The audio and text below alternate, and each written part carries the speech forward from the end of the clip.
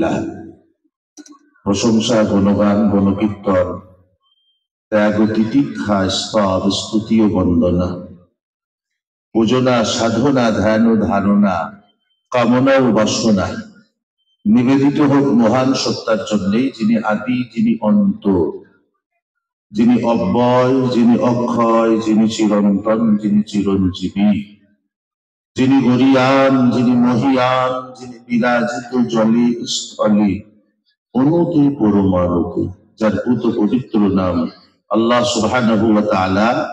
তার কৃতজ্ঞতা, তার শুকরিয়া, তার প্রশংসার সাথে একবার সবাই মহব্বতে জোরে বলুন আলহামদুলিল্লাহ।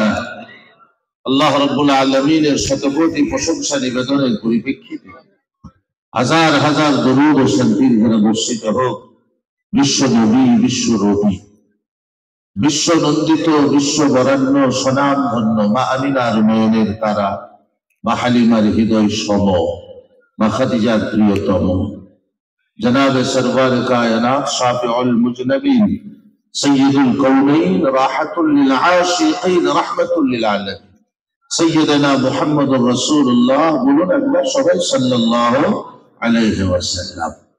আজকের সভার শ্রদ্ধেয় মাননীয় নির্বাচিত সভাপতি সাহেব ও সঞ্চালক সাহেব, মুআজ্জাজ উলামায়ে কেরাম, তোলাবায়ে আজিজ, হুফাজে কেরাম, আজকের সভার বিশেষ অতিথি বর্গগণ, আগত বয়োজ্যেষ্ঠ, সমবয়স্ক, বয়কনিষ্ঠ, জাতি, ধর্ম, বর্ণ, গোষ্ঠী, দলমত নির্বিশেষে এসেছেন, আসছেন, আসবেন, প্রত্যেকের প্রতি শ্রদ্ধা, শ্রদ্ধার্ঘ অভিনন্দন, অভিবাদন। পর্দা নাসিনা শ্রদ্ধেয়া মাননীয় মা ও বোনেরা, আপনাদের জন্য আন্তরিক অকৃত্রিম ভালোবাসা, কচি কাছাদের জন্য যথা স্নেহাশিস ও শুভাশিস। মুআজ্জাজ ও মুহতারাম সামিঈনে কেরাম, আল্লাহ রাব্বুল আলামিনের অশেষ দয়া যে আল্লাহ রাব্বুল আলামিন আজকে ইলম বাজারের সন্নিহিত জালালনগর গ্রামে আপনাদের মতো সুধীজন, গুণীজন, ন্যায় নিষ্ঠবানগণ, অত্যন্ত ক্ষুধাভীরু মানুষেরা আজকে একটি দিনী সভায় উপস্থিতি দিয়েছেন। জালালনগর গ্রামবাসী আপনাদের জন্য অক্লান্ত পরিশ্রম, মেহনতের মাধ্যমে তিনি চেতনা, চৈতন্যতার একটি সভা তারা কায়েম করেছে। উভয়কে আমি অভিনন্দন, অভিবাদন জানাই। মুআজ্জাজ সামিঈনে কেরাম, মাগরিব পর থেকে নিয়ে এখানে বিদগ্ধ উলামা ইজামগণের অমীয় মুখনিসৃত বাণী পরিবেশিত হচ্ছিল, আমার পরেও হবে ইনশাআল্লাহ। যারা আজিজ দোস্ত, আগে দুটো কথা আমি বলি, মনের গাঁথুনি, গ্লানি, কি বলবো, যা বলবেন তাই আগে বলি। আমরা বর্তমানে এমন একটি পরিস্থিতিতে পড়ে গিয়েছি, আমি নিজেও কি করবো আর ভেবে পাই না, ভাবার রাস্তা খুঁজেও পাই না। যখনই যে অবস্থায়, যখনই সিচুয়েশন আমাদের উপরে ক্রিয়েট করে, ততবার আপনাকে আমাকে বিভিন্ন রকমের ভাবনা ভাবায়। যেমন শাবানুল মুআজ্জাম মাস চলছে, এটা কয়েকদিন পরে রমজানুল মুবারক। শাবান মাস আসলে মানুষ বিধ্বস্ত, বিভৎস, বিভরিত, বিদীর্ণ, বিস্তৃত। আমাদের কাছে, আপনাদের কাছে বিভিন্ন জায়গায় বিভিন্ন ফজিলত শুনতে শুনতে আপনাকে আরো খোলামেলা বোঝায়। শাবানুল মুআজ্জাম মাস আসলো, কিছু মানুষের উক্তি মন্তব্য হলো যে আপনার দিকে শবে বারাতের, লাইলাতুল বারাত উদ্দেশ্য নেই যে রোজা রাখবে সে কাফের, কেউ বললেন না রাখলে সে কাফের, কেউ বলছে রাত না জাগরণ করলে সে মুমিন নয়, কেউ বলছে যদি জেগে ফেলে বাই চান্স তার ঈমান হারা, কেউ বলছে লাখ টাকা চ্যালেঞ্জ দিলাম, কেউ বলছে 50,000 চ্যালেঞ্জ। আমি নিজেকে নিজেই বড় কি বলবো বিভীষিকার মধ্যে পড়ে গেছি, আমি কি করবো। কথা বললেন, কেউ এই চ্যালেঞ্জ ছোড়ে, কেউ চ্যালেঞ্জ ছোড়ে, কেউ বলে হালাল, কেউ বলে হারাম। আমাদের মতো সাধারণরা যাবে কোথায়? প্রশ্ন আসছে না মনে? আমরা কথা বলুন, আসছে না? প্রশ্ন আসছে মনে, কি করবো, রাখবো না রাখবো না, রাতে জাগবো না জাগবো না। এখন একটা গ্রামে হয়েছে কি, ইমাম সাহেব এখন ভোরবেলায় বলে দিয়েছে আজকে 4:48 পর্যন্ত সাহারি খাওয়া যাবে। আমার মতো কারো কাছে ফতোয়া চেয়েছে, বলে সেই ইমামের পেছনে নামাজ আর জায়েজ হবে না। বলে কেন? বলে সে ফতোয়া দিলে কেন? এই নানা বিধি, এই সমস্ত প্রসঙ্গিক জিনিসগুলো আমাকে ভাবাচ্ছে। তাই ভাবছি আজকে আপনাদের সামনে এই বিষয়ে কোরআন হাদিসের দু একটি কথা রাখি। আমরা কি বলেন রাখি। 2 নাম্বার, আমাদের সভাপতি সাহেব সঞ্চালক সাহেবকে অনুমতি দেন, আমার 2-3টে এই প্রসঙ্গ নিয়ে খুব মনের আবেগে বিদীর্ণ হৃদয়ে 2টো শের করতে ইচ্ছা করছে, যদি অনুমতি দেয়, আগার ইজাজত হয়। খুব বুঝেন তো ইনশাল্লাহ, ওলামাগণ বুঝেন, বেশি করে ওলামাগণ আলহামদুলিল্লাহ ওলামাগণ বুঝবেন। আমি যেগুলো বলতে চাচ্ছি আমার ভেবে বাংলায় বলবো না। हमें तो जुस्तजुए समंदर था, हमें तो जुस्तजुए समंदर था, मगर मैं चुल्लू पर इक्तिफा कर लिया। हमें तो जामिन बनाया गया, हम तो खाइन अपने आप को बना लिया। हमें तो जुस्तजुए समंदर था, हम तो चुल्लू में इक्तिफा कर गया। हमें तो जामिन बनाया गया, हम तो खाइन पर इक्तिफा कर गया। ऐ फिदा दर्द क्या समझो दिल के इश्क अल्लाह से, ऐ फिदा दर्द क्या समझो दिल की इश्क से खुदा से। मोहब्बत तो यूं ही होती है तेरे वफा की नजात से। हम चल रहे थे ऐसे राह पर, हम चल रहे थे ऐसी राह पर जो अपने आप को बदल लिया।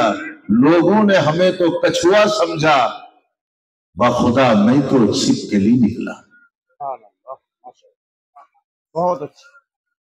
মানুষ অনেক আশা করে আমাদের কাছ থেকে, আমরা মানুষকে কি দিতে পেরেছি? একটা শহীদ তরতিব দিতে পারলাম না, কনফিউশন, করবো না করবো না করবো না করবো না, অনেক ভাবনা চিন্তা করে আমি আল কোরআনের 22 নম্বর পারার সূরা আল আহজাবের 35 নম্বর একটা আয়াত পাঠ করেছি, আর সূরা আল মুরসালাত 29 নম্বর পারার শেষ সূরা 2টি আয়াত পাঠ করেছি। বিশ্ব রসুলের রবীয় মুখবিসৃত বাণী হাদিস নববী থেকে 2টো পরিবেশন করেছি। আমার তৌফিক ইল্লা বিল্লাহ। এবার আমার সাজেশন হচ্ছে, কে কে ফতোয়া দিল, কে কি বললো, কে কি না বললো, সবগুলো রেখে আপনি কোরআনে আসুন একবার। আমার মনে হয় এই পৃথিবীতে যত কথা আছে, যত ডায়লগ আছে, যত বক্তব্য আছে, যত বর্ণনা আছে, যত বয়ান আছে, যত তকরির আছে, আল কোরআনের চেয়ে বড় এবং ভালো সুন্দর তকরির বয়ান মনে হয় যেন আর নাই। কোরআন কি বলেছে শুনুন এবার। সূরা আল আহজাব, আহজাব শব্দের অর্থ মহাজোট। কোরআন শরীফের 73 নম্বর সূরা। সূরাটি মদিনায় অবতীর্ণ হয়েছে, সুন্দরভাবে অনেক জিনিস বর্ণনা করেছে। ঠিক এই পরিস্থিতিতে আল্লাহ রাব্বুল আলামিন 35 নম্বর আয়াতের আগে আপনাকে আজকে শোনাবো, বুঝাবো, আপনি সব ছেড়ে আল্লাহকে বলেছে সেটা জানুন। আগে আপনাকে সতর্ক করায় রব্বুল আলামিন তার রাসূলকে কি বলে সতর্ক করছেন দেখুন। সর্বপ্রথম আয়াত এসেছে সূরা আহজাব, বিসমিল্লাহির রহমানির রহিম, ইয়া আইয়ুহান নাবিয়্যু ইত্তাকিল্লাহ ওয়া লা তুতি'ল কাফিরিন ওয়াল মুনাফিকিন। আল্লাহ রাব্বুল আলামিন বলছেন, ও আমার নবী, তুমি শুধুমাত্র আল্লাহকে ভয় করো, তোমার ভীত সঞ্চারিত স্থান শুধু আল্লাহর জন্যই হোক। ওয়ালা তুতি'ল কাফিরিন ওয়াল মুনাফিকিন, যারা অবিশ্বাসী, যারা পাশ্চাত্যকে বিশ্বাস করে, যারা কৌতূহলকে বিশ্বাস করে, যারা দুনিয়ার কালচারের উপরে নিজেকে বিশ্বাস স্থাপনা করে, এবং যারা মুনাফিক, যাদের ভিতর বাইরে এক নয়, যারা বিভিন্ন দিশা দিয়ে মানুষকে পথভ্রষ্টতায় নিয়ে যায়, তুমি যেন প্রভু কখনো তাদের অনুকরণ অনুসরণ করিও না। কথা বুঝে এলেন? এটা নবীদের জন্য বলা হলো খাস করে, যে নবী গো, ভয় করলে আল্লাহকেই করো। আর 2 নাম্বার, তুমি কাফির মুনাফিকদের সঙ্গে তুমি তাদের ইতাআত অনুসরণ করো না। তাহলে আমাদের জন্য কি আসলো? হযরতে উম্মে আম্মারা রাদিয়াল্লাহু তাআলা আনহা একদিন আল্লাহ রাসূল সাল্লাল্লাহু আলাইহি ওয়াসাল্লামের কাছে একটা প্রশ্ন পাঠালো, ইয়া রাসূলুল্লাহ, আপনার জন্য আল্লাহ আয়াত দিলেন, পুরুষ মানুষদের জন্য আল্লাহ সংবিধানের বিভিন্ন আয়াত জীবন ব্যবস্থা দিলেন, আমাদের নারীদের জন্য কি দিলেন? আমাদের নারীদের ব্যাপারে কিছু বলে দেন। আল্লাহ রাসূল বলতে শুরু করেছেন ৩৫ নম্বর আয়াত থেকে আল্লাহ অবতীর্ণ করেছেন। আমি প্রথম কথাটা আগে বোঝাবো যে নবীকে বলা হলো আল্লাহকে ভয় করো, কাফের মুনাফিক পাশ্চাত্য সভ্যতার উপরে তুমি নিজেকে পরিরক্ষিত করো না। যে পাশ্চাত্য সভ্যতার উপরে নিজেকে নিয়ে চলে যায় তার জীবন বিধ্বস্ত হয়ে যায়। আপনাকে একটা ছোট্ট উপমা স্বরূপ একটা গল্প শোনাবো। না বুঝে ওলামাদের কাছ থেকে হাক্কানি আলেমেদের, আলহামদুলিল্লাহ আপনার পাশাপাশি বড় বড়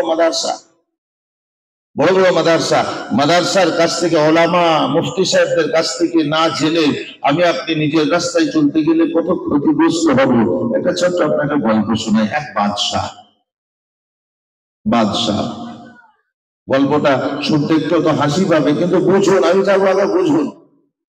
আজকের এই জালসার সবারই অল্প অল্প টাইম আছে, সেই জন্য আজকে ভেবেছি আজ বক্তব্য করবো না, কিছু আপনাদের সঙ্গে বিনিময় করি, আমার আপনার নিজেদের চেতনা বেড়ে যাক।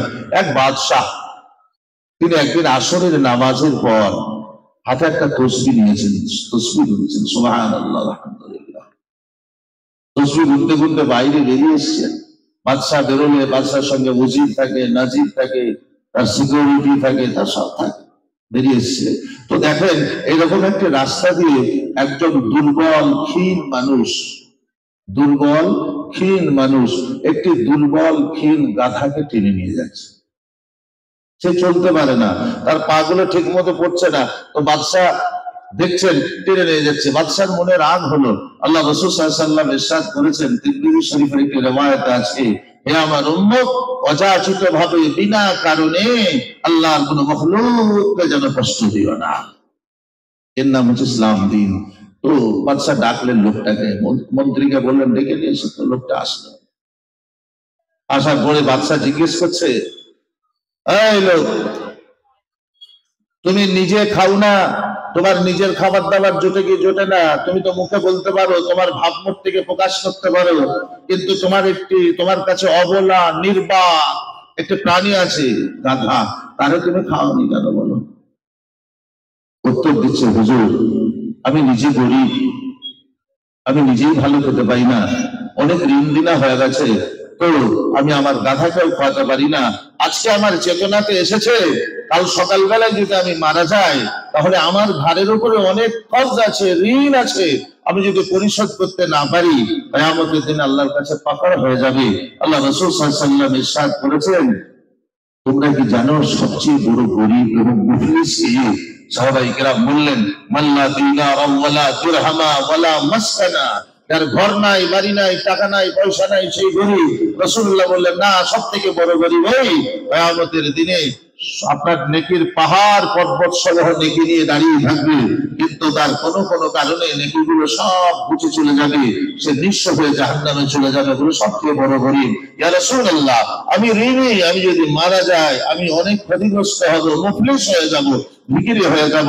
তাই আমি বাদশাহ, আমি চিন্তা ভাবনা করেছি, আমার এই রোগা খেতে না দেওয়া গাধাটাকে আজকে আমি এলেম বাজারের সুখ বাজারে বিক্রি করবো, আমার ঋণ পরিশোধ করবো।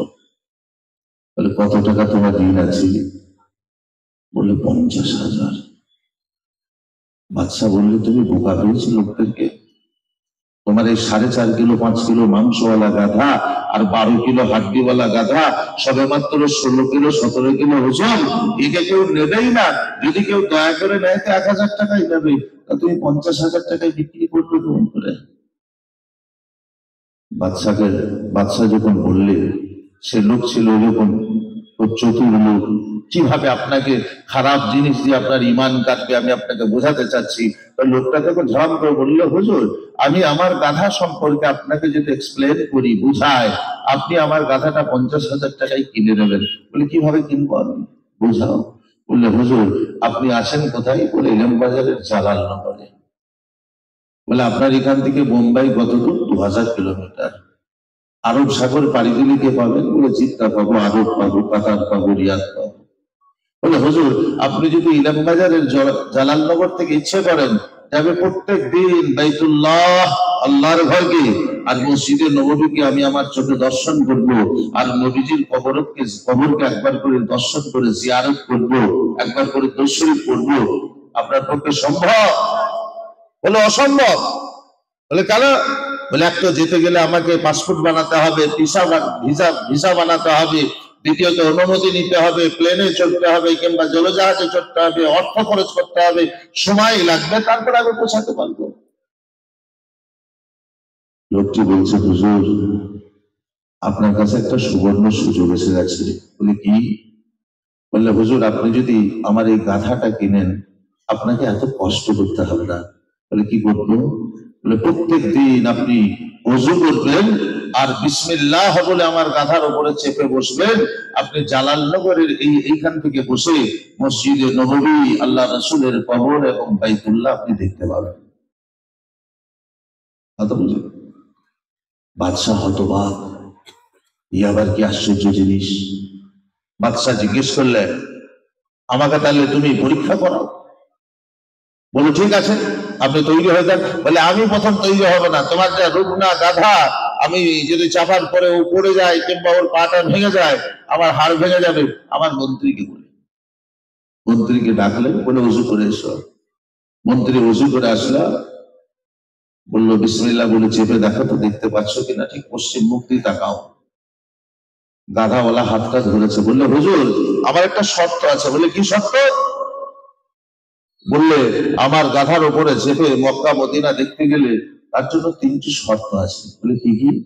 বলে যে ব্যক্তি জীবনে একবারও মিথ্যে কথা বলেছে সে দেখতে পাবে না, আর যে ব্যক্তি কোনোদিন আপনার দিকে কি বলবো চুরি করে খেয়েছে, হারাম খেয়েছে, সে দেখতে পাবে না, আর 3 নম্বর যে মা বাবার সঙ্গে দুর্ব্যবহার করেছে সে দেখতে পাবে না। মন্ত্রী মন্ত্রী সঙ্গে সঙ্গে রাজা জিজ্ঞেস করছে, বাদশাহ মন্ত্রী তোমার কনফিডেন্স আছে? বলে 100% কনফিডেন্স হুজুর। আমি 6 বছর বয়স থেকে নামাজ পড়ছি, আমি জীবনে ধোঁকা দিইনি, আমি জীবনে চুরি করিনি, জীবনে মিথ্যা কথা বলিনি, আর আমার আব্বা মায়ের সঙ্গে আমি কখনো দুর্ব্যবহার করিনি হুজুর। ঠিক বলে হ্যাঁ। মন্ত্রীকে চাপিয়ে দিয়েছি, গাধাতে চেপে তাকাচ্ছে, এদিকে ওদিকে তাকায়, কি দেখবে? কিছুই তো দেখা যায় না, ইলাম বাজারটুকুই দেখা যায় না, বাজারটুকুই দেখা যায় না, মক্কা মদিনা দেখা যায়। বাদশাহ জিজ্ঞেস করছে বারবার, মন্ত্রী কেমন দেখছো? সে বলছে মনে মনে ভাবছে, আল্লাহ গো একটা মিথ্যা কথা বলি, আমি যদি বলি দেখতে পাই না, তাহলে বাদশাহ আমার জন্য কি ভাববে? তার মনের ভিতরে কি চলবে? যে আমার মন্ত্রী চোর, না হয় বাপ মাকে ভাত দেয় না, আর তা না হয় ও হারাম রোজগার করে খায়, আমার চাকরিও যাবে, আমার বদনামও হবে, এবং হয়তো হতে পারে আমাকে শিরচ্ছেদ করে দেবে, গর্তটা উড়িয়ে দিতে পারে। মিথ্যা করে একবার বললে হুজুর আমি মক্কা মদিনা, নবীর মসজিদ, নবীর মাজার সব দেখতে পাচ্ছি, এমনকি বাতাসের হাওয়ার প্রবাহে কাবা ঘরের গিলাফটা নড়ছে সেটাও আমি দেখতে পাচ্ছি।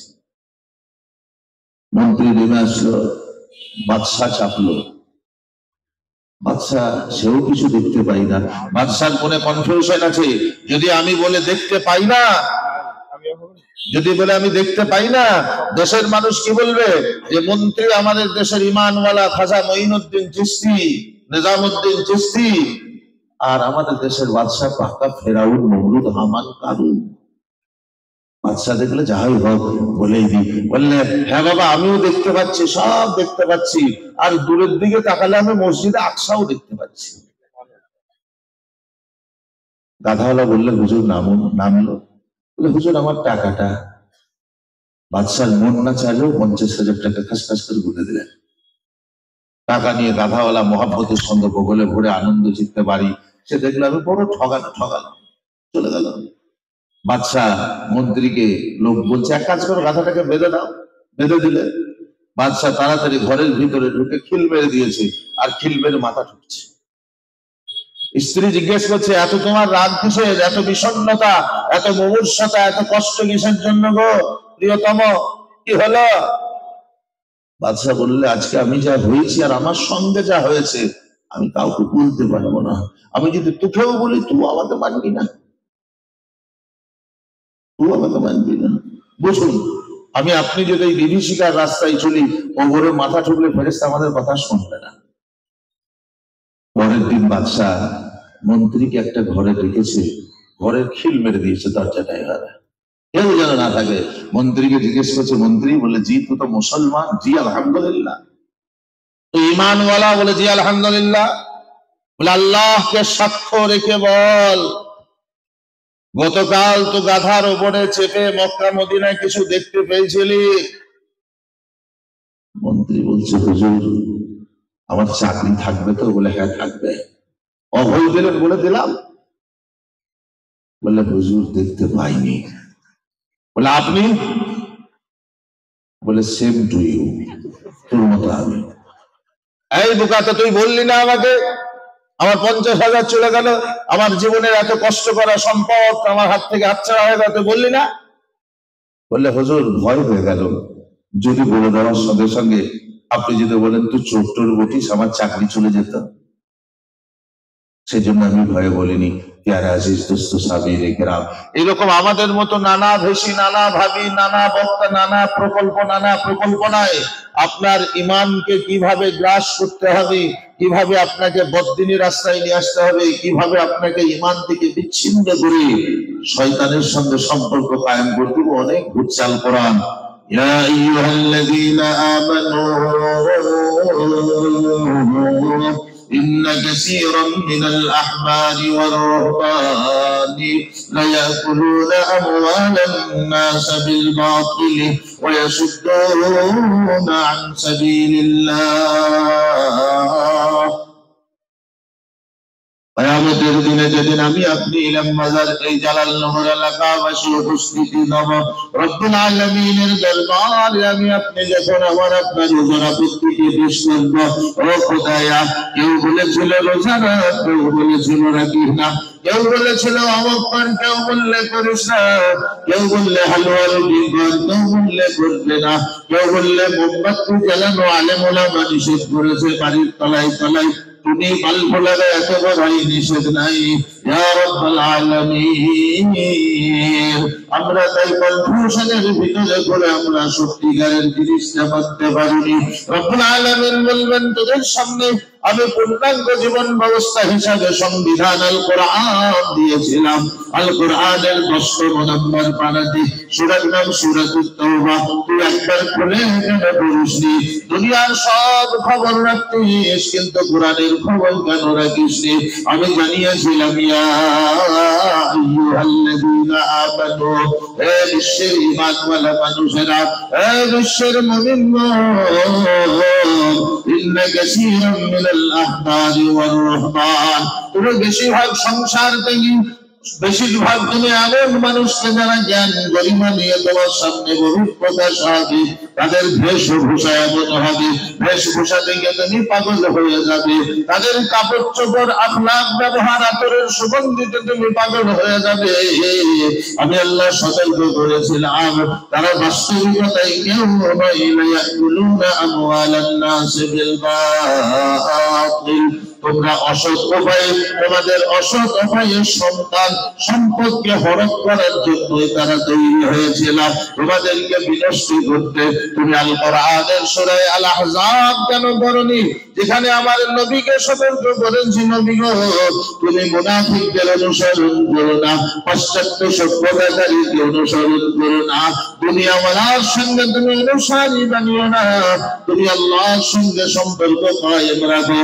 আর এর 35 নম্বর আয়াতে আল্লাহ সাজেশন দিয়েছেন বিশ্ব মুসলমান ভ্রাতৃত্ব, সারা পৃথিবীর মুমিন এবং মুমিনা কামিয়াব সফল এবং সফলতার চাবিকাঠি যার হাতে আছে, বলে তুমি সব ছাড়ো, তোমার মধ্যে 10টা গুণে যদি গুণান্বিত হও, এই 10টা গুণ তোমার মধ্যে বিদ্যমান হবে, তারপরে তুমি লড়াই করবে।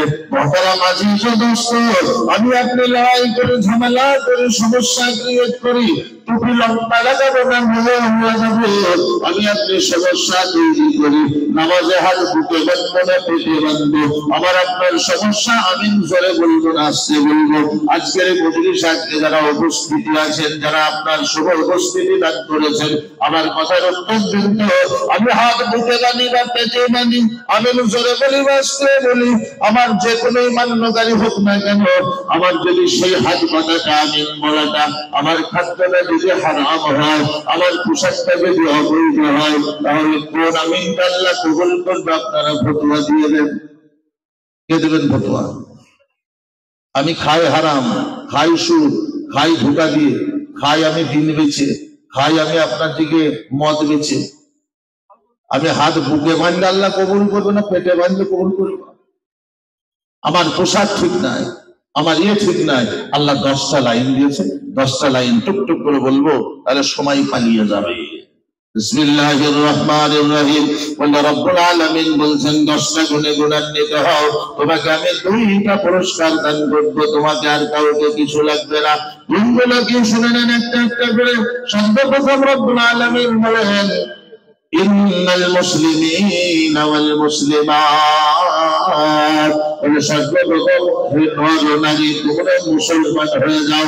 লোক দেখানে মুসলমান আর থেকো না, মানুষকে বোঝানোর জন্য মুসলমান থেকো না। আব্দুল সত্তার, আব্দুল হালিম, আব্দুল গফফার, আব্দুল মুমিনের ছেলে আব্দুল সত্তার, আব্দুল গফফার, আব্দুল হালিমের মেয়ে বলে তুমি মুসলমান নও। মুসলমানি গুণগুলো তোমার ভিতরে তৈরি করবে নর নারী। একটু একটু করে বলবো, শুনুন।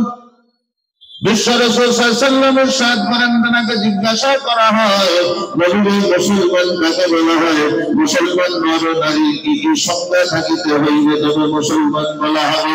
قال النبي صلى الله عليه وعلى آله وسلم المسلم من سلم المسلمون من لسانه ويده أو كما قال صلى الله عليه الصلاة والسلام। বিশ্ব রাসূল সাল্লাল্লাহু আলাইহি ওয়াসাল্লাম অনুসৃত বাণী তিনি তিনার পাক জবানে ইরশাদ করেন, পৃথিবীর বুকে জমিনের উপরে যারা মুসলমান হয়ে থাকতে চায়, নর হোক বা নারী, তাদের সর্বপ্রথম সংজ্ঞা হবে হে মুসলমান। তোমার হাত পা অঙ্গ প্রত্যঙ্গ দৃষ্টি কালচার, তোমার লেনদেন, তোমার ব্যবহারে পৃথিবীর যেন কোনো মুসলমান কষ্ট না পায়। তোমার ব্যবহারে, তোমার কথাবার্তায়, আচারে বিচারে, লেনদেনে পৃথিবীর কোনো মুসলমান কষ্ট পেয়ে গেলে তুমি কিন্তু প্রকৃতি মুসলমান নও। তুমি নামাজ পড়লেও মুসলমান নও, রোজা করলেও মুসলমান নও, হজ করলেও মুসলমান নও। সর্বপ্রথম সংজ্ঞা হচ্ছে তোমার হাত পা অঙ্গ প্রত্যঙ্গের দ্বারা পৃথিবীর কোন মুসলমান যেন কষ্ট না পায়। এটা করে প্রশ্ন করুন আপনার আপনাকে যে আমি এই ফতোয়া দিয়েছি শবে বরাতে রুটি খেও না বা খেও, শবে বরাতে নামাজ পড়ো বা পড়ো না, শবে বরাতে রোজা করো বা করো না। এই প্রশ্ন করার আগে এটাকে ভাবুন তো, আপনার হাত দ্বারা, পা দ্বারা, অঙ্গ প্রত্যঙ্গ দ্বারা পৃথিবীর কোনো মুসলমান কষ্ট পায়নি তো? বলে আমি নিজে কাউকে ডাইরেক্ট কষ্ট দিইনি, কিন্তু ইনডাইরেক্ট হয়েছে। বলে কেন? বলে আমার ছেলে যখন বিয়ে দিলাম আমি 3 দিন ডিজে বাজিয়ে দিলাম, মানুষদের ঘুম হয়নি, ইনডাইরেক্ট দিয়েছি। বলে লাইলাতুল বারাতের রাত্রি এসেছে, সেই লাইলাতুল বারাতের রাত্রিতে আমরা বুম ফুটিয়েছি, বুম বুম বুম বুম করে। হার্টের পেশেন্টের কষ্ট হয়েছে, আপনি নিজে নিজেই ফতোয়া নেবেন। আল্লাহ রাসূল বলেছেন ওমা ইফতা বিহিল কুলুব, তোমার হৃদয়কে জিজ্ঞেস করো, সবচেয়ে বড় মুক্তি আপনার হৃদয়ে ভরা আছে। নাম্বার 2, আল্লাহ রাসূল সাল্লাল্লাহু আলাইহি ওয়াসাল্লাম মুসলমানদের সংজ্ঞা দিলেন। বলে মুসলমান জিনিসটা কি জেনে নাও, শরীয়তের দিক থেকে জানো। কোরআন শরীফের প্রথম নাম্বার পারা, সূরার নাম সূরা আল বাকারার 165 নম্বর আয়াত আল্লাহ ইরশাদ করেছেন, যারা মুসলমান হবে ও নর নারী তোমরা শুনে নাও। রব্বুল আলামিন বলছেন কুলু আমান্না বিল্লাহি ওয়া মা উনজিলা ইলাইনা وما أنزل إلى إبراهيم وإسماعيل وإسحاق ويعقوب والأسباط وما أوتي موسى وعيسى وما أوتي النبيون من ربهم لا نفرق بين أحد منهم ونحن له مسلمون। رب العالمين বলেন, তুমি যদি মুসলমান নর নারী হতে চাও, বলো তুমি জবানে বলো আমান্না বিল্লাহ, আমি আল্লাহর উপরে পূর্ণ মাত্রায় ঈমান আনয়ন করেছি। আমার হৃদয়ের ভিতরে কখনো আমার চাকরি, আমার ব্যবসা, আমার জমি জায়গা, আমার খাওয়া, এটা আমার হৃদয়ে থাকে না। তুমি পূর্ণ মুমিন মুসলমান হলে ও মা জননী, যদি ভিতরে ঈমান থাকে, আমার অর্থ, আমার আমার সম্পদ আমাকে চালাবে, এটা প্রথম হৃদয় থেকে বাদ করার বলো আমান্না বিল্লাহ।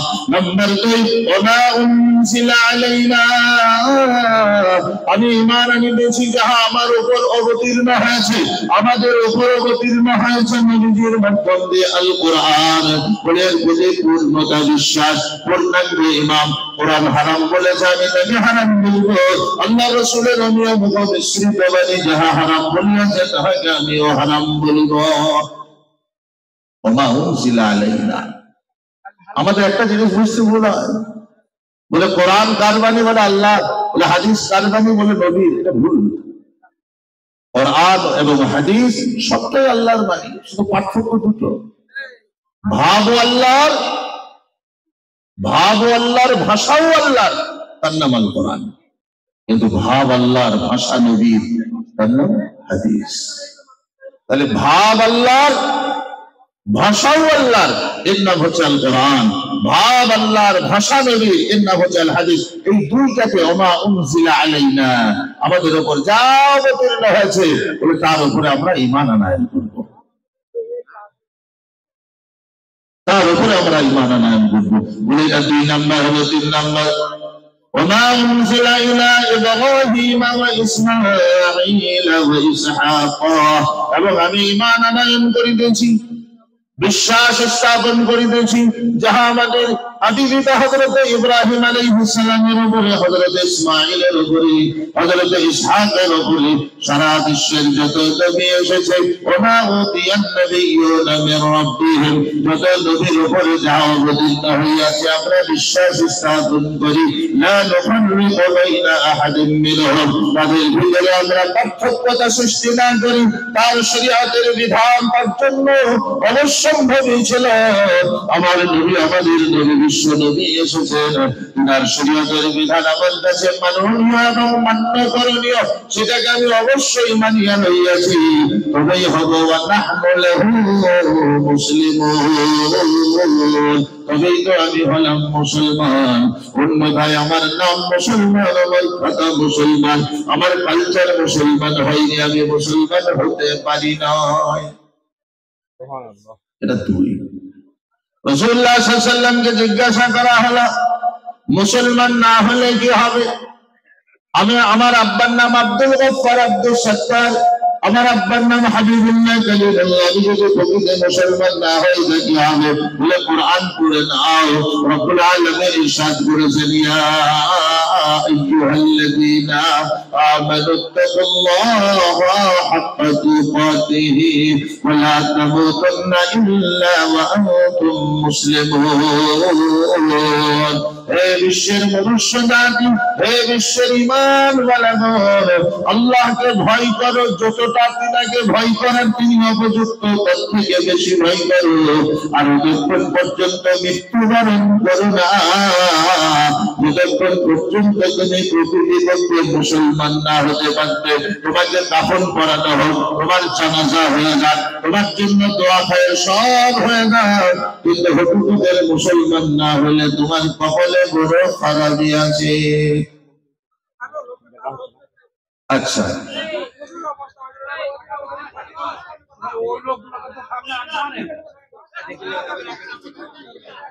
আচ্ছা ভাইরা, সোনার ভাই, একটু একটু করে আগিয়ে আসুন তো, আল্লাহর ওয়াস্তে আগিয়ে আসুন, একটু একটু করে আল্লাহর ওয়াস্তে আগিয়ে আসুন ভাই। শোনার চান একটু একটু করে আল্লাহর রাস্তা আগিয়ে আসুন তো, আল্লাহর ওয়াস্তে, খুব মহাব্বতে। এই সামনে বসার জায়গা আছে, শুধু একটু একটু আল্লাহর ওয়াস্তে আগিয়ে আসুন, একটু একটু আল্লাহর রাস্তা আগিয়ে আসুন তো, আসুন, আল্লাহ কবুল করুন। একবার জোরে বলুন তো, নারে তাকবীর, আর একটু জোরে, নারে তাকবীর। একটু একটু আগিয়ে আসুন, আর বেশি সময় নাই, আর তো 1-1.5 ঘন্টা জলসা আছে, আমার তো 10-15 মিনিট আছে। আপনার আগাতে আগাতে সময় শেষ হয়ে গেলে জলসা তো শেষ হয়ে যাবে। আগে আসুন না। ও বাবা, তোমরা দাঁড়িয়ে আছে বলে তোমাদের জন্য বেশি লোকেরা বলছে, এই সামনে জায়গা আছে, এখানে সামনে বসো, দোয়া। তোমরা না আইলে আমাদের চাকরি চলে যাবে, তোমরা যদি না আসো কমিটির লোকরা এসে আমাদেরকে মারবে বলছে।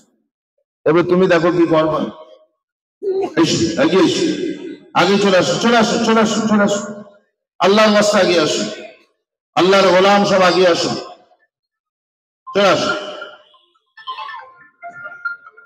প্যারা আজিজ দোস্ত সামেইন کرام, শোনাচ্ছেন বাবা জীবন, শোনাচ্ছেন মা জননী। তাহলে সর্বপ্রথম কি বলা হলো? মুসলমান হয়ে যাও, সত্যিকারের মুসলমান হও, যে মুসলমান দরকার। মুসলমানের আরেকটি সংজ্ঞা বলবো, খুব কান্দে শুনুন, নীরব। قال النبي صلى الله عليه وعلى آله وسلم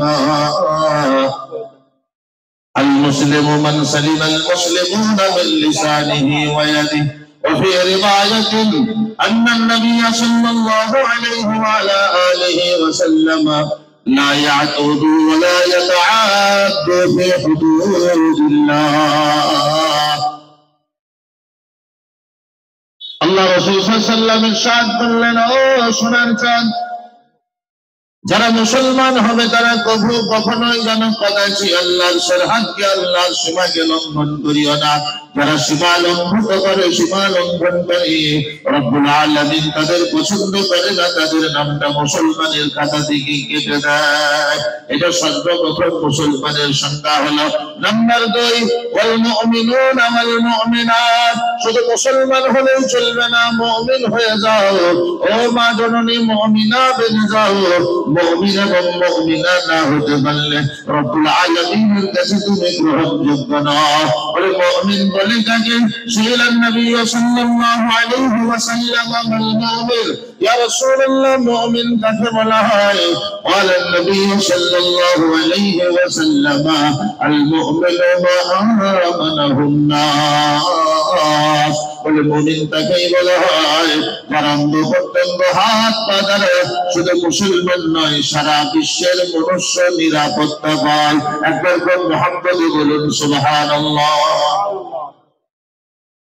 ইসলাম এত সুন্দর একটা ধর্মের নাম, একটা মিল্লাতের নাম। ইসলাম এত সুন্দর একটি ব্যবস্থার নাম, পূর্ণাঙ্গ একটি জীবন ব্যবস্থা। মুমিন তাকেই বলা হয় যে মুমিনের দ্বারাতে পৃথিবীর কোনো মানুষ কষ্ট পায় না, কেউ কষ্ট পেতে পারে না। ইহা তাকে আল্লাহ রাসূল সাল্লাল্লাহু আলাইহি ওয়াসাল্লাম বলেন, মুমিন বিনা কারণে একটি গাছের পাতা পর্যন্ত ছেড়ে না। তাহলে আপনাকে এবার নিজের ভিতরে প্রশ্ন জাগাতে হবে, আমি যে মুমিনের খাতাতে নামটা লিখেছি, আমার দ্বারাতে কারো ক্ষতি হয়নি তো? কোন রাস্তার ঢালাইয়ে সিমেন্ট খেয়ে ফেলেনি তো? পাথর বালি খাইনি তো? কোন সরকারি অনুদান অন্যজনের ছিল, আমি জোর করে ঘাড়ে ভরে নিই তো? তারপরে আগেই আসুন। 2 নম্বর হলো মুমিন, ঈমানওয়ালা হতে হবে। বলে ঈমান শুধু এইটুকু রাখলে হবে না। আল কোরআনে রব্বুল আলামিন ঈমান সম্পর্কে বলেন, সূরা আল জাসিয়ার 25 নম্বর পারার 3 নম্বর আয়াতে রব্বুল আলামিন ইরশাদ করেন, ওয়া ফি খালকিকুম ওয়া মা ইয়াবুসসু মিন দাব্বা আয়াতাল লিকুওমিন ইউমিনুন। ও মুমিন মুসলমান নরনারী, তোমরা তোমাদের ঈমানের ভিতরে এত ইয়াকিন পয়দা করো, এত বিশ্বস্ততা, দৃঢ়তা সৃষ্টি করো। উল্লেখ করো, বলে তুমি তোমার সৃষ্টিকে দেখো, তোমার চতুর্পার্শ্বে সব জীবজন্তুকে দেখো। তাদের ভিতরে কত ইয়াকিন, তারা চাকরিও করে না, ব্যবসাও করে না, তাদের কোনো জমিন জায়গাও নাই, তারা কাজ কামও করতে পারে না, কিন্তু তাদের ইয়াকিন রব্বুল আলামিন অঙ্গীকার করেছেন, অফিস সামা'i রিজকুকুম ওয়া মা তু'আদুন। আমি রব্বুল আলামিন প্রতিশ্রুতি দিয়েছি, অঙ্গীকার করেছি, আমি অবশ্যই তোমাকে আমি রিজিক পৌঁছাবো। ও মুমিন মুসলমান নর-নারী, ঈমানের পরে ইয়াকিন সৃষ্টি করো। আল্লাহ খাওয়ায়, আল্লাহ পড়ায়, আল্লাহ দেয়। রোগের মালিক আল্লাহ, সুস্থতার মালিক আল্লাহ, অসুস্থতার মালিক আল্লাহ, সুখের মালিক আল্লাহ, দুঃখের মালিক আল্লাহ। বলি এর উপরে ইয়াকিন করে নাও, তুমি যেন অন্য কারোর কাছে সুখ চাইতে যাও না। মানুষ দেখবেন অন্য কারো কাছে সুখ চাইতে যায়। কোন গ্রামে একটা হয়তো বড় 30 বছর, 40 বছর, 50 বছরের একটা বড় গাছ আছে, কি খেজুর গাছ আছে, সেখানে গিয়ে মানুষ করলো কি, চুপ করে গিয়ে 2-4টে ঘোড়া রেখে দিল, 2-4টে মোমবাতি জ্বালিয়ে দিল, ধূপবাতি জ্বালিয়ে দিল। 5-2-4 দিন পরে লোক জায়গা ঘেরতে ঘেরতে, আমি এরকম অনেক দেখেছি, অনেক অতীত জায়গা, পড়ে থাকা জায়গাতে মানুষ এমন ভাবে নিজের শান্তির আস্থার জন্য সে জায়গাগুলোকে বানিয়ে দিলে, বাস মুসলমান লোক যে সারাদিন সেখানে ঘুরে আছে, 2-4টে এরকম বড় বড় গোপওয়ালা, দাড়িওয়ালা এরকম ভাবে আপনার লাল কাপড় পরে বসে পড়লো, গাঁজার টান মারলো, বা সে জায়গাটা তাদের জন্য সিদ্ধ হয়ে গেল। এর জন্য তো বীরভূম জেলার ইতিহাস সৃষ্টি করেছে। আমাকে আজ থেকে 7-8 বছর আগে 2-4 জন ফজিলত বায়াত করতে গিয়ে বলছে, বলে হুজুর আপনারা বলেন বটে, কিন্তু আমাদের গ্রামে হাজি সাহেব মক্কা গেছিল, মদিনা গেছিল, সেখানে মশা মাছি আছে তো, কিন্তু আপনি আমাদের পাথর চাপড়ে একবার যান, দেখুন মশা মাছি নাই। কি বলছো? বলে আপনি একিন না করলে দেখে আসেন। আমি একবার গেলাম জামথুরিয়া জলসাই গেলাম ওদিকে, তারপরে বাড়াবো, পাথর চাপড়িটা দেখি সত্যি করে মশা মাছি নাই। কেন নাই খুঁজে দেখলাম, এটাকে আল্লাহ রহমত করছে বলে না, বলে না, প্রত্যেক দিন 12 থেকে 12.5 কেজি গাঁজা ওখানে খায়, সে গাঁজার ধোঁয়াতে মশা মাছি পালিয়ে গেছে। যেখানে গাঁজার ধোঁয়াতে মশা মাছি পালায়, সেখানে মানুষ রহমত খুঁজতে যায় কি বলে? আমার মুসলমান ইয়াকিন আল্লাহর উপরে বানাতে হবে। এটা 2 নম্বর। ওয়াল মুমিনিনা ওয়াল মুমিনাত, মাগো মুমিনা হয়ে যান, আপনার দ্বারাতে পৃথিবীর কোন নারী যেন কষ্ট না পায়। আপনি শাশুড়ি তো বৌমাকে বেটি বানিয়ে নেন, আপনি মা তো আপনার বেটার বউকে নিজের বেটি বানিয়ে নেন, আপনি নিজের বানিয়ে নেন, আপনি ভাবি হয়েছে তো ননদকে বোন বানিয়ে নেন, পৃথিবীতে কোনো অসুবিধা নাই। সব থেকে বড় কষ্টের কথা তখনই যখন শাশুড়ি বৌমার সঙ্গে হয় না, ননদ ভাবির সঙ্গে হয় না। এটা ইসলাম শিখায়নি, ইসলামকে শিখিয়েছে আল মুমিনুনা আমানাহুন নাস। মাগো ফাতেমার সঙ্গে জান্নাতে যাবেন, আপনার দ্বারাতে মুখে হাতে কেউ যেন কষ্ট না পায়। নাম্বার 3, ওয়াল কানিতিনা ওয়াল কানিতাত। এবারের মুসলমান, তোমার 3 নম্বর কাজ করবে মুমিনা মা জননী, আপনারা কি হন? ইবাদত গুজার হন, আল্লাহর ইবাদতে মনোনিবেশ করুন। সঠিক ইবাদত যেটা আল্লাহ বলেছেন, রাসূল বলেছেন, মানুষের দেওয়া পরব বলে কোন জিনিসের উপরে ইবাদতে যেন মনোনিবেশ করেন না। যারা পৃথিবীর মানুষেরা ইসলামের ভিতরে পরব সৃষ্টি করে, পরব বলে, পরব, পরব শব্দের বাংলা মানে কি?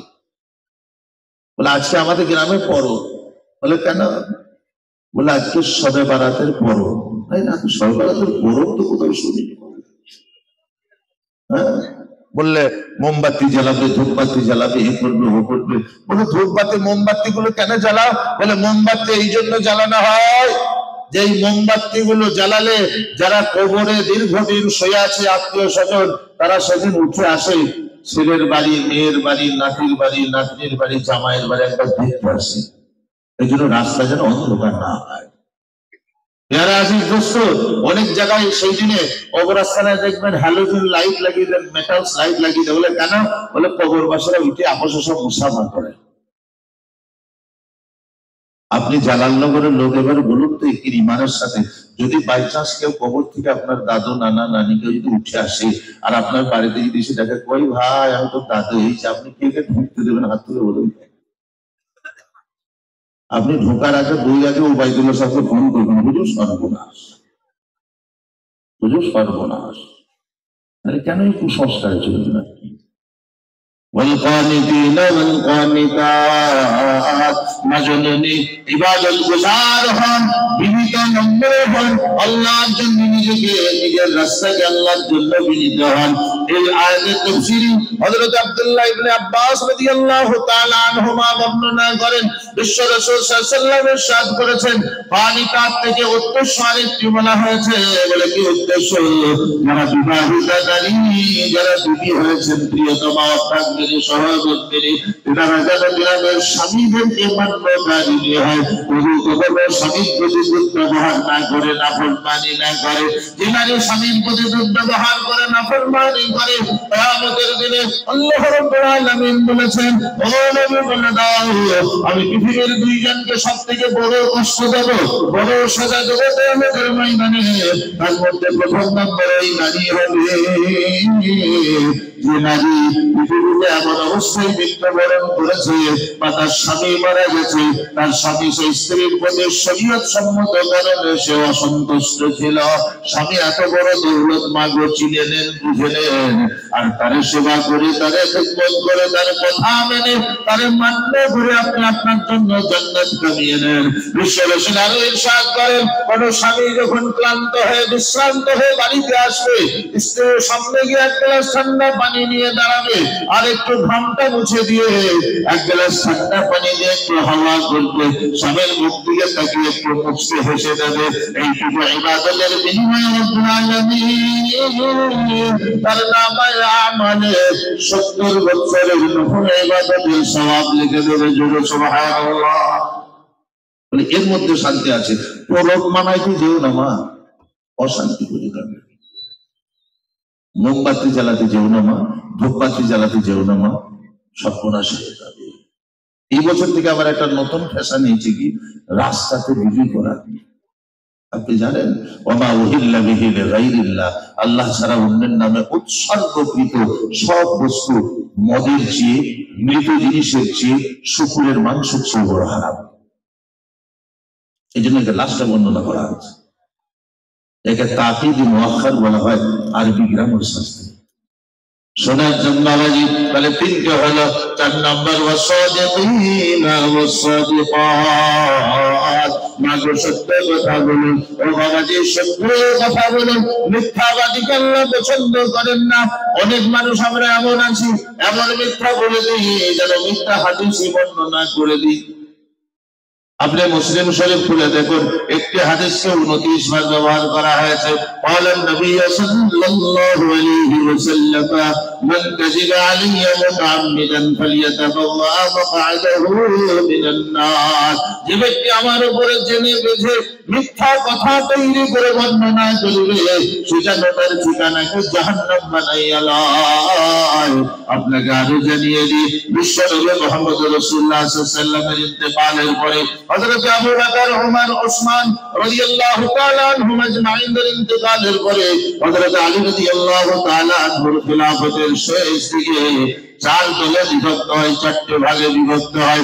কেউ মুতাসিলা হয়ে যায়, কেউ খাওয়ারিজিয়া হয়ে যায়, কেউ শিয়া হয়ে যায়, কেউ শিয়ায়ে বেলওয়াই হয়ে যায়। আল্লাহ রাসূল সাল্লাল্লাহু আলাইহি ওয়াসাল্লাম একদিন হযরত আলী ইবনে আবি তালিব রাদিয়াল্লাহু তাআলা আনহুকে কাবেলে যাচ্ছেন। হযরত আলী বলছেন, ইন্নী রাআইতু ফিল মানামি, আমি স্বপ্নে দেখলাম আল্লাহ রাসূল বড় চিন্তিত, চোখে ভাঁজ পড়ে গেছে। আমি জিজ্ঞাসা করলাম, ও আমার মাহবুব নবী, ও আমার কলিজার টুকরা নবী, আমার কলিজার চেয়ে প্যারা নবী, আপনার চোখে মুখে ভাঁজের চিন্তা কেন? বললে, ও আলী, এমন একটা পরিস্থিতি তৈরি হয়েছে, ফিরকা বানানোর পরে এমন মানুষের আবির্ভাব আবিষ্কৃত হবে, আমি নবীর কথাগুলোকে বিগড়ে দিয়ে এমন ভাবে বর্ণনা করবে, এমন ভাবে সমাজকে কুলসিত করবে, আর তারা সকলে একসঙ্গে কিয়ামতের দিনে জাহান্নামের ভাগীদার হয়ে যাবে। সেজন্য আমি বড় চিন্তিত। তাই শোনা চান বাবাজি, ওয়াসাদিকিনা ওয়াল সাদিকাত, সত্যবাদী হন। যে ব্যক্তি সত্য বলে, রব্বুল আলামিন নবীকে বলেন, নবী তুমি বলে দাও, কাউলুস সাদিক হাত্তা ইয়াকুলু বিহি ইয়াতামাল্লাহু ফিল মাবরুরা, যে সদা সত্য কথা বলে রব্বুল আলামিন তাকে মকবুলেতে হজের সওয়াব দেয়। জোরে বলেন সুবহানাল্লাহ। ওদের বলেছেন, এগুলো ভেবেছেন? ভাবতে হবে। 5 নাম্বার, ওয়াল খাশিঈন ওয়াল খাশিআত, বলে মুসলমান নর নারী তাদের অভ্যাসেরা বিনীত নম্র হবে, সহিষ্ণু এবং সহিষ্ণু হবে, তারা কর্কশ মিজাজের হবে না। মুসলমানের লক্ষণ, মুসলমান নারীর লক্ষণ কর্কশ মিজাজের হবে না। বিশ্ব রাসূল সাল্লাল্লাহু আলাইহি ওয়াসাল্লাম ইরশাদ করলেন, আলা আদুল্লুকুম আহলুন নার, আমি তোমাদেরকে বলে দেব জাহান্নামে পুরুষ এবং নারী কারা হবে। বলে, ইয়া রাসূলুল্লাহ বলে দেন। আল্লাহ রাসূল বললেন, কুল্লু জাওয়াদিন ওয়া কুল্লু মুস্তাকবির, যারা কর্কশ মিজাজের, যারা বদ মিজাজের, যারা আত্মদম্ভী, যারা আত্মহমিকা করে, মানুষকে গরম দেখাই ফখর করে, বলে তারাই হবে জাহান্নামের ইন্ধন। বাবাজি শোনার চান আল্লাহর ওলি। সেজন্য বিনীত নম্র হন, সহিষ্ণু এবং সহিষ্ণু হন। স্বামীর সঙ্গে উচ্চ স্বরে কথা বলতে মুসনাদে আবু বাজ্জার নামে একটি হাদিস আমি নিজে পড়েছি। আল্লাহ রাসূল সাল্লাল্লাহু আলাইহি ওয়াসাল্লাম ইরশাদ করলেন, ও মা জননী, তোমার স্বামীর সঙ্গে তুমি জোরে কথা বলিও না। তোমার যে কণ্ঠস্বরটা একবার জোরে হয়ে যাবে, তোমার স্বামী যদি তাতে একটু বিচলিত বা বিরক্ত হয়ে যায়, তুমি মনে রাখো তোমার পিছনের 10 দিনের ইবাদতকে আল্লাহ মোবাইলের নাম্বার বোঝা করে একদম ডিলিট করে দেবে। সুবহানাল্লাহ। জানতে পেরেছি?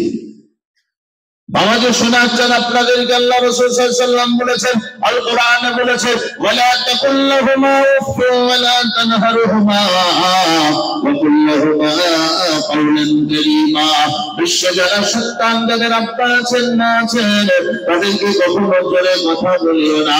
হযরত আব্দুল্লাহ ইবনে উবাই রাদিয়াল্লাহু তাআলা আনহু আল্লাহ রাসূলকে জিজ্ঞাসা করলেন, ইয়া রাসূলুল্লাহ, আমি কখনো রাগান্বিত হয়ে যাই, আর রাগান্বিত হওয়ার পরে আমার আব্বাকে কখনো একটু জোরে কথা বলে দিই, আমার আব্বা মাথাটা নামিয়ে নেয়, আমার সম্পর্কে আপনি বলুন। আল্লাহ রাসূল সাল্লাল্লাহু আলাইহি ওয়াসাল্লাম ইরশাদ করলেন, সত্যিকারেই যদি তোমার আব্বা ব্যথিত হয়ে যায়, তোমার উচ্চস্বরে তোমার উচ্চ কণ্ঠের কথাতে তার মনে যদি ব্যথা দিয়ে যায়, আব্দুল্লাহ ইবনে উবাই, তুমি তোমার জন্য জান্নাতের জমিনকে হালাল মনে করিও না।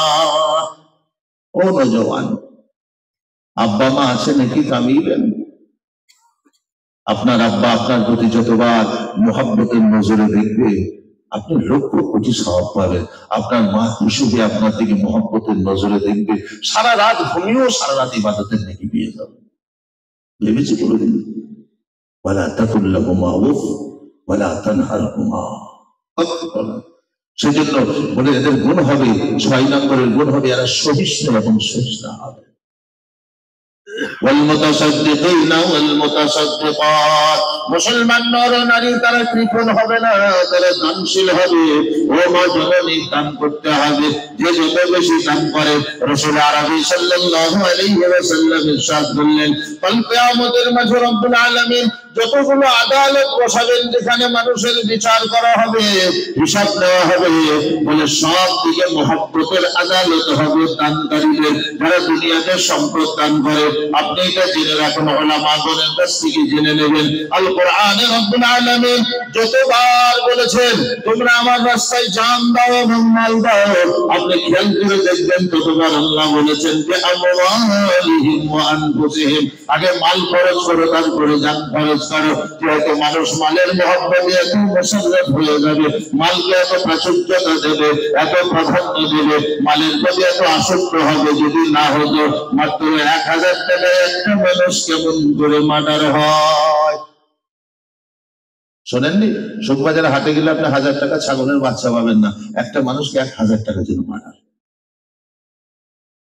মালকে মানুষ এত প্রাধান্য দিয়েছে, এত প্রাধান্য দিয়েছে, বলে কখনো না, তোমার কাছে মাল এসছে, কাল ছিল না, আজ থাকবে না, দিয়ে দাও। আর সেই মাল সম্পদ তুমি না কবরে নিয়ে যেতে পারবে, না তোমার মৃত্যুর পরে তোমার কাফনের পকেট বানিয়ে দেবে।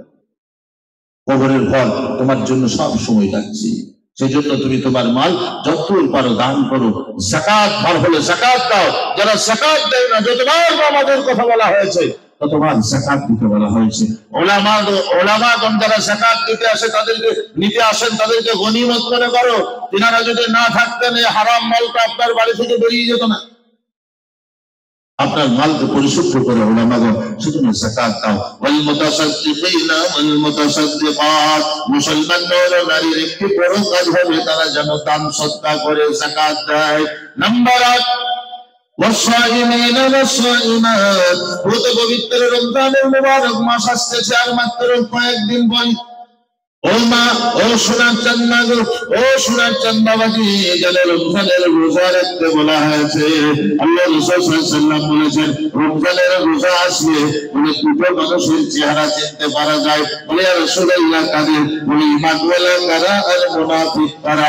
তারা মুসলমান হয়ে মসজিদে নামাজ পড়তে যায় আর তারা মুনাফিক হয়ে পড়তে যায়। বললে কেমন করে চিনব? মানে রমজান মাস আসলে ঈমানওয়ালার চেহারা হাস্যাস হাস্যাস খুশিতে ডগমগ হয়ে যায়, আর মুনাফিকের চেহারা চোখ মুজো হয়ে যায়, ভাঁজ পড়ে যায়। এত বড় দিন কেমন করে থাকবো? এই 14 ঘন্টা দিন, এই দুপুর বেলায় থাকতে পারি না? রোজা রাখো। বিশ্ব রাসূল সাল্লাল্লাহু আলাইহি ওয়াসাল্লাম সহিহ বুখারীর riwayate বলেছেন, মান সামা ঈমানান ওয়া ইহতিসাবা গুফিরা লাহু মা তাকাদ্দামা মিন যামবি। আল্লাহর ওয়াসাল্লাহকে রাজি খুশি করার জন্য রমজান মাসের রোজা রাখলো, রব্বুল আলামিন তার জীবনের সমস্ত গুনাহগুলোকে আল্লাহ ক্ষমা করে দেন। একবার জোরে সুবহানাল্লাহ।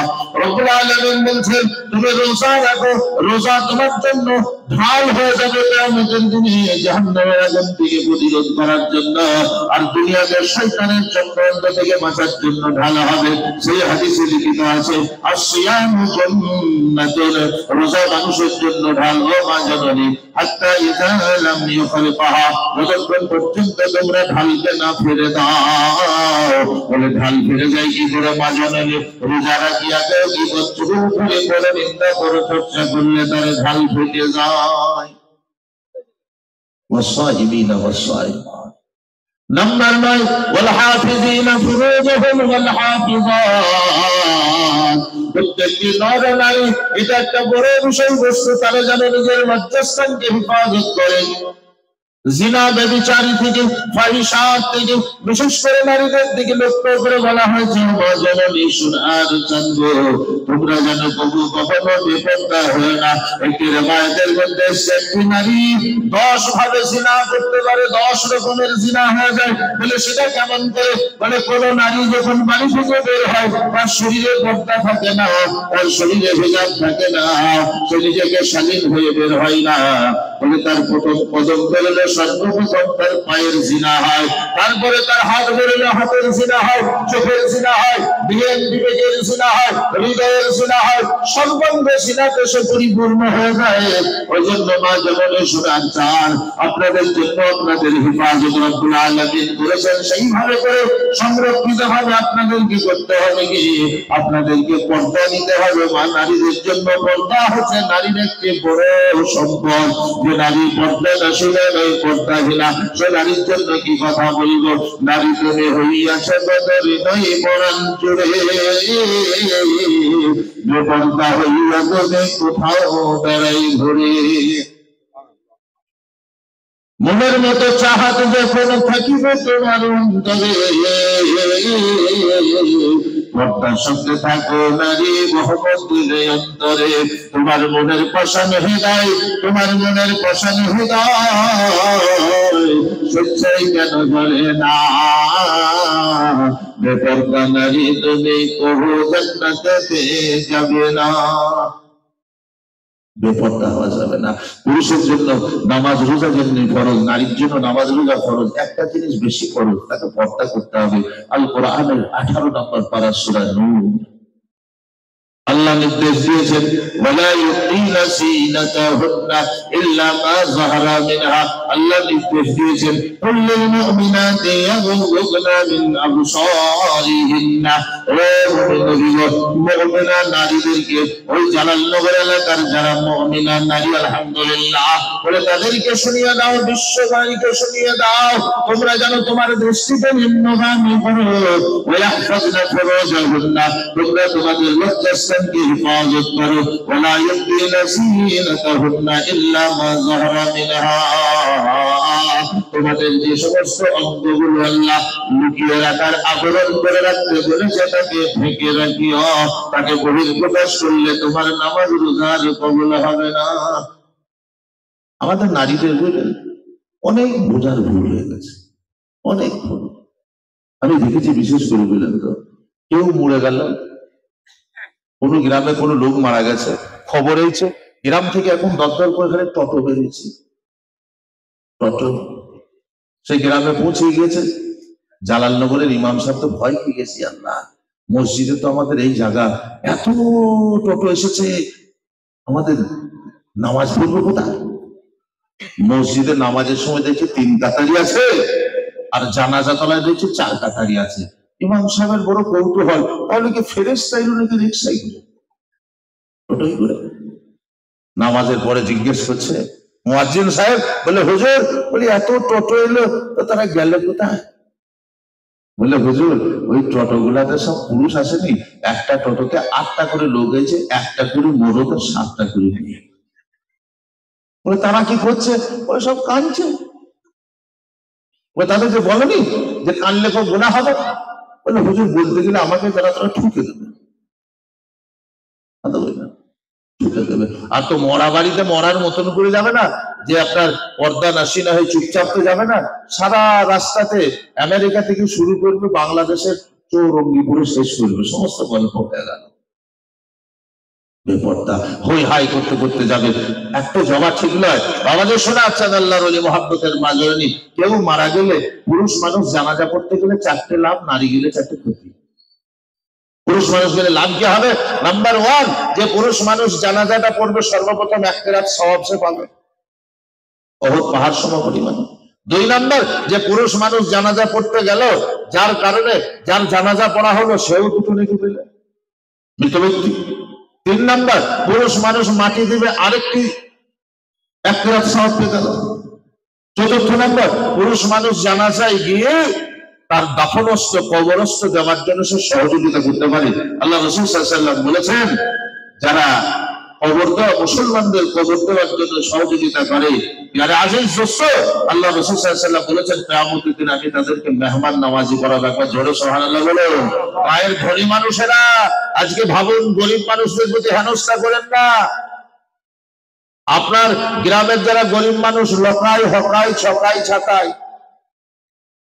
লকাই হকাই ছকাই ছাতায়, লোকাই আবার কারো নাম হয় মুসলমানদের ছেলে, বলে যে না ওর নাম লোক মানুষের, গরিব বলে সবাই লোকাই বলে, এটা বাস্তব দেখবেন। বলে ছতাই, বলে যে না ওর নাম আব্দুল সাত্তার, গায়ের লোক মরিস মরিস সিটি খাই বলে ছতাই বলে। হকাই, যে না ওর নাম আব্দুল হক, কি সুন্দর নাম, গরিব মানুষ খেটি খায় বলে হকাই বলে। এই লকাই ছকাই হকাই না থাকলে আমাদের কবর দেওয়ার লোক পাওয়া যাবে না, মাটি ফোড়ার লোক পাওয়া যাবে না। ভালোবেসেন গরিবদেরকে, তাদের প্রতি সহানুভূতি, সহনশীলতা, প্রেম, ভালোবাসা রেখেন, তারা আপনাদের কবর ফেরা, তারা কত বড় ভাগ্যবান দেখে নেন। আল্লাহ রসুলের কাছে কিয়ামতের দিনে মেহমান নওয়াজি হবে। তাহলে পুরুষ মানুষ গেলে 4টে হলো, মেয়ে গেলে 4টেই ক্ষতি। নাম্বার 1, 1 নম্বর তার পর্দার ক্ষতি হলো সবচেয়ে বড় ক্ষতি। গল্প গুজব করতে করতে যাবে, একটা বড় ক্ষতি। নারীর কণ্ঠ পর্যন্ত পরপুরুষের কাছে, পরপুরুষের কানে যাওয়া বেপর্দা হবে, সেই জন্য 1 নম্বর ক্ষতি। 2 নাম্বার, সে নারীকে জানাজা পড়তে পেল না, নারী কবরস্থানে যেতে পাবে না।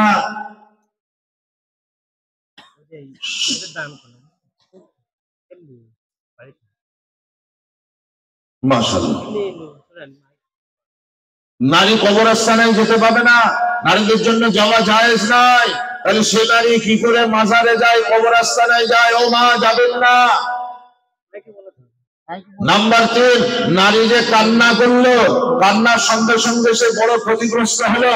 আল্লাহ রাসূল সাল্লাল্লাহু আলাইহি ওয়াসাল্লাম 4 জনের উপরে লানত করেছে, আল্লাহর ফেরেশতা এবং আল্লাহ এবং তার রাসূল।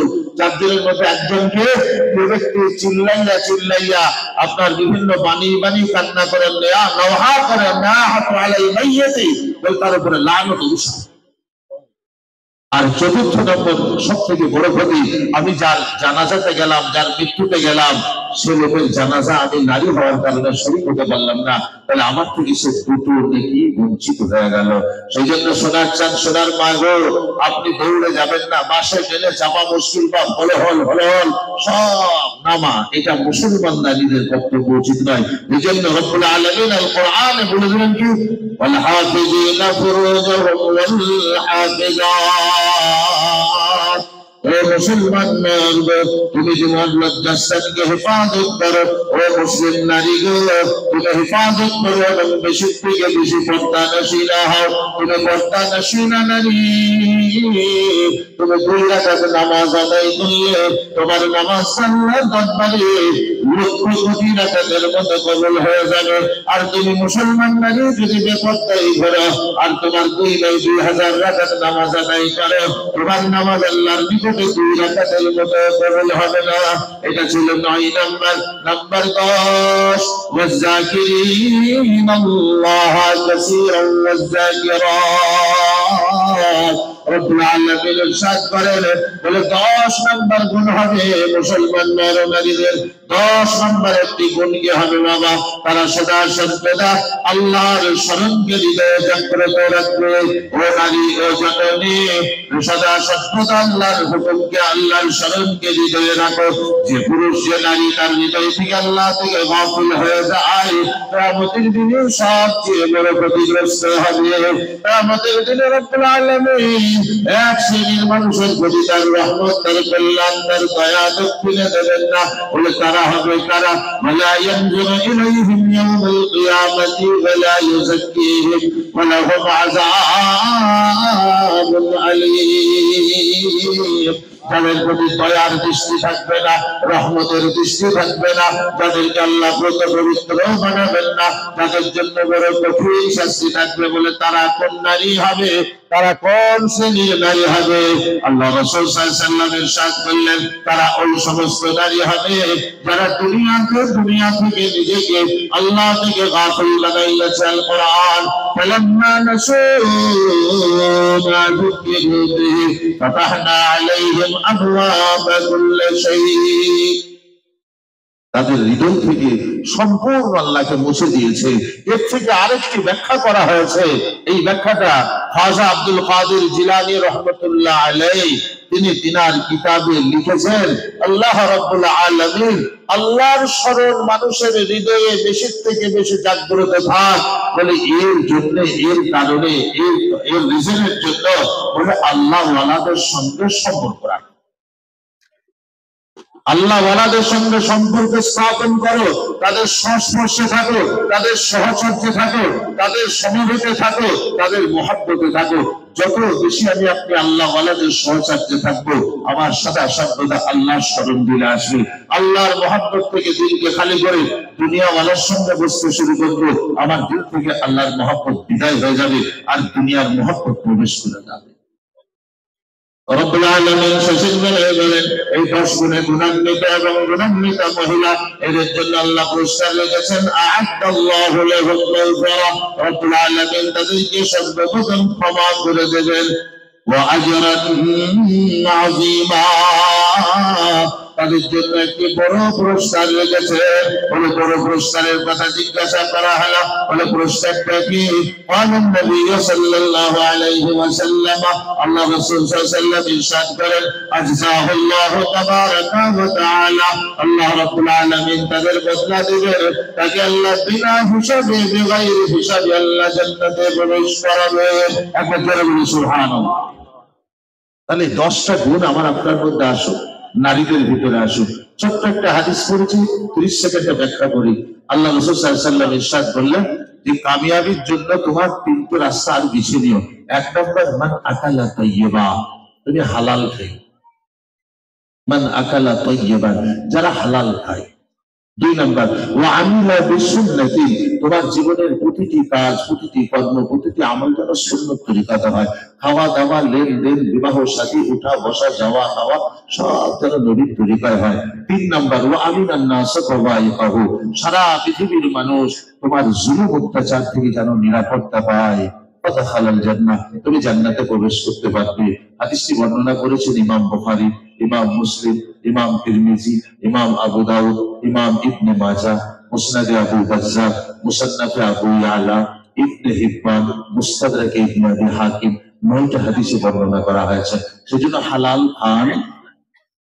হালাল খান, প্রতিটি কাজকে সুন্নত তরিকায় করুন, আর পৃথিবীর সমস্ত মানুষ আপনার থেকে নিরাপদ থাকুক, আপনার থেকে কেউ যেন অত্যাচারিত না হয়, আপনি সফল মানুষ হবেন।